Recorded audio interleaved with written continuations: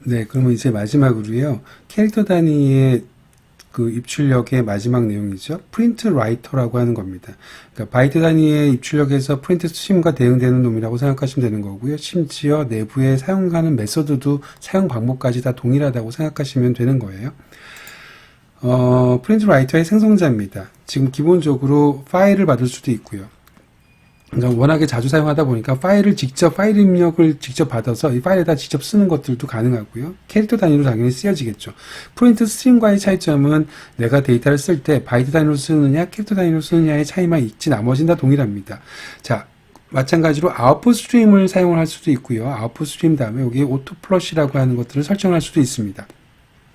라이터라고 하는 것들을 받을 수도 있습니다. 그러니까 라이터 객체잖아요. 이 프린트 스트림, 라이터라고 하는 것도 라이터 객체이기 때문에 라이터라고 하는 놈을 매개 변수로 받을 수도 있고요. 이게 결국에는 프린트 스트림이라고 하는 것과 구분되는 점입니다. 나머지는 결국에는 프린트 스트림과 동일하다고 생각하시면 되는 겁니다.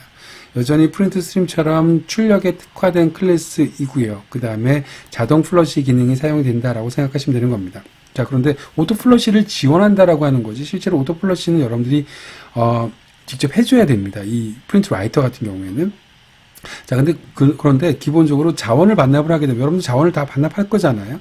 자원을 반납하게 되면 기본적으로 오토 플러시가 되기 때문에 그런 경우에 또 플러시가 생략이 가능합니다. 아니면 여기는 매개 변수인 오토 플러시를 이용을 해가지고요. 이 오토 플러시를 true로 하게 되면 따로 플러시를 지정하지 않아도 됩니다. 자, 예를 한번 들어볼게요. 이 프린트 라이터의 첫 번째 예는 파일을 직접 만들어서 제공을 하는 케이스인 거고요. 두 번째는 아웃풋 스트림을 집어넣는 거죠. 이렇게 아웃풋 스트림을 집어넣는 것도 가능하다라고 하는 겁니다. 자, 시스템.out이라고 하는 것은 마찬가지로 아웃풋 스트림을 집어넣는 경우랑 동일한데 콘솔과 연결된 아웃풋 스트림이죠. 이렇게 만들어지게 되면 이 프린트 스트림 PW3를 가지고 내가 막 쓰게 되면 콘솔에 써지겠죠. 캐릭터 단위이기 때문에 한글 같은 것들이 전혀 깨지지 않고, 물론 캐릭터 셈만 맞다고 한다면 깨지지 않고 그대로 출력이 잘 될 겁니다. 자, 마지막에는 파일 라이터를 집어넣는데요. 이 파일 라이터라고 하는 것은 결국엔 라이터잖아요. 이렇게 라이터를 집어넣는 것들도 가능하다라고 하는 겁니다. 이렇게 크게는 4가지 형태의 생성자를 사용한다라고 생각하시면 되는 겁니다. 사실은 이 두 가지가 같은 생성자 형태니까, 아웃풋 스트림 형태니까 기본적으로는 3가지 형태라고 생각할 수가 있겠네요. 자, 사용하는 메서드를 보도록 하겠습니다. 여러분들 프린트 스트림에서 보던 거랑 완벽하게 동일합니다. 여기 기본 자료에 다 오버로딩이 되어져 있고요. 추가적으로 오브젝트 타입을 받는 놈이 들어가 있습니다. 마찬가지로 프린트 라인이라고 하는 것도 동일합니다. 프린트와 프린트 라인의 차이점은 아시죠? 프린트 라인이라고 하는 것은 개행이 들어가 있는 거고, 프린트라고 하는 것은 개행하지 않는다라고 하는 거고요. 내가 프린트 라인 안에다가 괄호 안에다 아무것도 안 집어넣게 되면 그냥 개행만 해라라고 하는 의미를 가지게 되는 거죠. 자, 프린트 포맷의 약자인 printf라고 하는 메서드는 포맷을 쌍따옴표 안에 쓰고요. 여기에 %라고 하는 것 다음에 포맷 키워드가 들어가죠. 예를 들어서 D가 됐던 뭐 F가 됐던 S가 됐던 이런 각각의 프린트 포맷을 이용을 해가지고 아규먼트를 % 위치에다가 매핑을 한 것. 이게 바로 printf라고 하는 거고요. 다른 것들은 다 보이드를 리턴함에도 불구하고 보이드를 리턴하는데 이 printf라고 하는 것만 프린트 라이터를 다시 리턴하기 때문에 내가 여기다 점 찍고 또 printf 이렇게 점 찍고 연속 호출이 가능합니다. 자, 그러면 실제 예제를 한번 살펴보도록 하겠습니다. 자, 프린트 라이터라고 하는 놈을 실습하기 위해서 기본적으로 파일 객체 3개를 만들었어요. 자, 파일 객체를 3개를 만들었고요. 첫 번째 파일이 지금 이렇게 생긴 파일입니다. 자, 프린트라고 하는 것은 일반적으로 출력에 특화된 거기 때문에 내가 출력하겠다는 소리죠. 이렇게 빈 파일을 하나 만든 다음에 빈 파일에다가 내가 데이터를 쓰겠다라고 하는 겁니다. 자, 이렇게 첫 번째 프린트 라이터에다가 파일을 직접 집어넣으면 파일 객체를 직접 집어넣은 다음에 거기다가 내가 프린트 라인이니 프린트니 이런 것들을 막 집어넣게 되면 실제로 파일이 잘 써진다라고 하는 겁니다. 자, 여기서 여러분들 try catch라고 하는 놈을 쓸 때 try with resource를 사용했죠. try with resource라고 하는 것은 내가 try 다음에 소괄호 안에다가 얘를 집어넣었단 말이죠.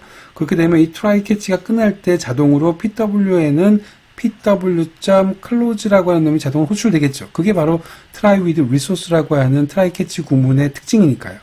이렇게 클로즈로 자원 반납을 하게 되면 자동으로 오토 플러시가 되기 때문에 여기다가 플러시를 집어넣지 않아도 실제로는 그냥 잘 동작한다라고 생각하면 되는 겁니다. 잘 결과가 나온다고 생각하면 되는 겁니다. 클로즈 되는 시점에 오토 플러시가 되기 때문에요. 자, 마찬가지로 두 번째 케이스를 보도록 하겠습니다. 이번에는요, 아웃풋 스트림을 집어넣을 거예요. 자, 그러면 아까는 파일을 바로 그냥, 여기는 파일만 집어넣었는데, 파일이 아니라 이 파일을 파일 아웃풋 스트림에다 집어넣습니다. 파일 아웃풋 스트림이라고 하는 것도 결국에는 아웃풋 스트림이니까, 아웃풋 스트림이라고 하는 것은 바이트 단위 입출력 중에서 출력인 거잖아요. 그러니까 그 프린트 라이터 안에다가 이 아웃풋 스트림을 놓고 나서, 그 다음에 다시 프린트부터 시작해갖고 여러 가지 출력 메서드를 사용했습니다. 그러면 이 프린트 라이터라고 하는 놈은 기본적으로 매개 변수로 넘겨받은 아웃풋 스트림과 연결됐을 거고요. 그 아웃풋 스트림은 이 파일이랑 연결되어져 있을 테니까 내가 여기다 쓰는 모든 내용들은 당연히 이 파일에 쓰여지겠죠. 그래서 아까랑 동일한 결과들이 나오고 있습니다. 여전히 실제로 출력 결과는 만약에 MS949가 디폴트면 ANSI가 다 나올 거고요. UTF 파일이라고 한다면 UTF 파일 타입으로 저장이 되어지겠죠. 인코딩이 되어지겠죠. 자, 이제 세 번째 케이스입니다. 세 번째 케이스로는요, 라이터라고 하는 놈을 받을 수도 있습니다. 그러면 내가 프린트 라이터라고 한다면 이번에는 프린트 라이터라고 하는 매개 변수로 파일 라이터를 받았어요. 그럼 파일 라이터라고 하는 것은 기본적으로 라이터잖아요. 그죠? 그리고 라이터라고 하는 놈은 당연히 마찬가지로 파일 라이터는 파일을 넘겨받으니까 결국에는 얘는 순서를 따지자고 한다면 파일이라고 하는 놈이 파일 라이터에 들어간 거고요. 파일 라이터에 들어간 거고, 이 파일 라이터가 결국에는 여기는 프린트 라이터의 매개 변수로 들어간 거죠. 자, 그 경우에도 결국에는 결과는 동일합니다. 내가 이 PW에다가 막 쓰게 되면 이 PW라고 하는 놈은 기본적으로 여기 있는 파일 라이터에 연결될 거고, 파일 라이터는 파일에 연결됐으니까 이 파일에 결국엔 쓰여지겠죠. 그래서 내내 결과가 지금 세 개의 결과가 모두 다 동일하게 나왔습니다. 동일하게 다 ANSI로 포맷이 되어져 있고요. 마찬가지로 트라이 캐치, 그러니까 with resource, 다시 말해서 트라이 캐치 구문을 빠져나갈 때 자동으로 클로즈가 호출되는 문법을 사용했기 때문에 자동으로 오토 플러시가 돼서 여기에는 플러시 기능을 따로 추가해 놓지 않았습니다. 자, 그럼 이제 마지막 케이스입니다. 마지막은 콘솔에다 한번 출력을 해볼 텐데요. 지금 보시면 트라이 캐치 구문으로 제가 감싸지 않았죠. 그 소리는 이 구문이 다 끝나고 나도 자동으로 클로즈가 되지 않았다는 소리죠. 그럼 여러분들 여기다가 클로즈를 직접 시키거나 pw.close 하게 되면 이때 자동으로 플러시가 될 거기 때문에 플러시 기능을 따로 추가하지 않아도 상관은 없을 겁니다. 자, 그런데 여기서는 지금 일부러 클로즈를 상명을 했어요. 그래 놓고 어떻게 했냐면 프린트 라이터라고 하는 놈 안에 여기에 아웃풋 스트림에 해당되는 시스템.out이라고 하는 놈을 집어넣었고요. 이게 콘솔 출력이죠. 그리고 나서 여기가 오토 플러시가 들어간 자리인데 그 오토 플러시를 true로 이렇게 지정했습니다. 그러면 결국에는 내가 이거 다 쓰고 나서 데이터 집어넣게 되면 이거 하나 집어넣으면 하나 결과 나오고 또 하나 집어넣으면 하나 결과 나오고, 다시 말해서 계속 플러시를 시켜라 라고 하는 겁니다. 자동으로 플러시를 시켜라 라고 하는 겁니다. 자, 그렇게 해놓고 내가 여러분들 여기다가 6줄의 코드를 쓰게 되면 6줄의 코드를 각각 줄 쓸 때마다 결과들이 다 플러시 돼서 이렇게 결과가 나온다라고 생각하시면 되는 겁니다. 만약에 여러분들 여기다가 false라고 썼어요. 그리고 나서 클로즈도 안 했어요. 그러면 콘솔에는 아무런 결과가 나오지 않습니다. 그러니까 오토 플러시가 자동으로 되는 게 아니라 여러분들이 오토 플러시를 명시적으로 true라고 지정해 주거나 아니면 자원을 반납하거나, 자원을 반납한다라고 하는 것은 .close를 호출한다라고 생각하시면 되는 겁니다. 자, 참 길게 왔습니다. 페이지로 따지면 자바 IO만 지금 113페이지 정도로 구성이 되어져 있거든요.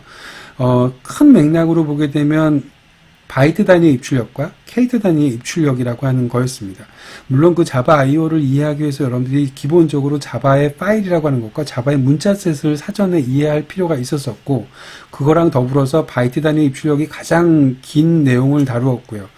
그 중에서 문자셋을 따로 좀 특화해 놓은 캐릭터 단위의 입출력인 리더랑 라이터를 지금 이 시간까지 배운 겁니다. 자바 IO는 기본적으로 네트워크 프로그래밍을 할 때는 가장 기본적으로 사용을 하는 내용이 되어질 거고요. 특히 여러분들이 무슨 안드로이드 프로그램이나 서버랑 통신하거나 이런 모듈을 개발할 때는 너무너무 자주 사용하는 겁니다. 그러니까 이거를 자바 IO를 모르면 여러분들이 못하는 부분이 엄청나게 많아집니다. 그 얘기는 바꿔 얘기하면 자바 IO를 알면 할 수 있는 부분이 더 많아진다는 얘기도 되겠죠. 그래서 예전에도 한번 그런 얘기를 한 적이 있긴 한데, 여러분들 제가 그 수업을 마무리할 때마다 이건 중요하니까 꼭 기억해 주시기 바랍니다라고 거의 기계적으로 얘기하는데 나름 되게 자중하고 있는 중입니다. 그런데 자바이오는 알으셔야 됩니다. 죄송합니다. 자꾸 이런 얘기를 해서. 자, 자바이오 정말 중요한 파트니까요. 여러 번 반복하셔서 좀 보시고 들으시고 하셔서 꼭 여러분들 것으로 만들어 주시기 바랍니다. 네, 정말 긴 시간 수고 많으셨습니다. 감사합니다.